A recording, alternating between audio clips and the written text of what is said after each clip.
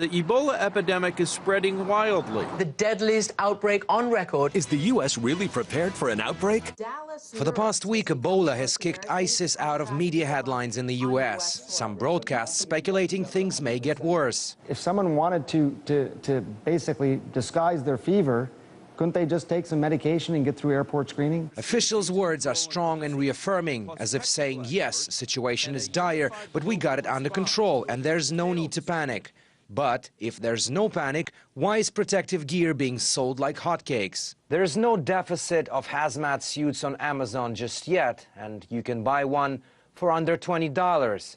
But those have been ever present in the top buys section for several weeks now. And just when the first news of Ebola in the United States hit the headlines, sales of chemical suits on Amazon.com went up by, just think about it, 131,000%.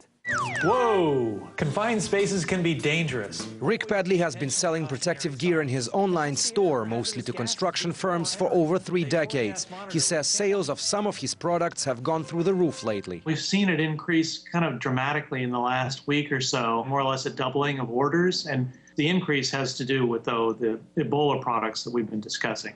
We sell masks, much more expensive masks, and as well as the suits and gloves and so forth. So people are really putting together a PPE kit. This has happened before, Rick says, during SARS and H1N1 scares, but only this time people go for gear with more protection. But while some make hasty, panic-driven stocks, others have already come prepared for a possible outbreak. People who call themselves preppers or survivalists.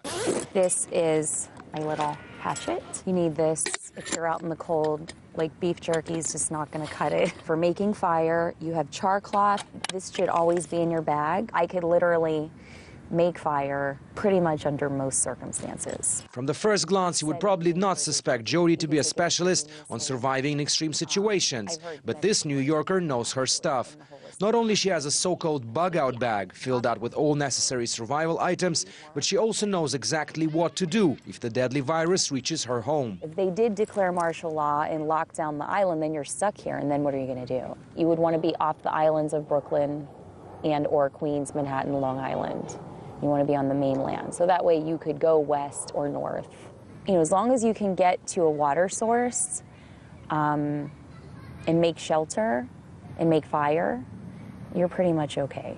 That's the whole point of prepping, to not live in fear, but just to be prepared. Preppers are sometimes called fearmongers for their beliefs and actions. Ironically, but while more and more people in America are getting afraid, it's the likes of Jody and thousands of other preppers across the nation who are seemingly keeping a very cool head.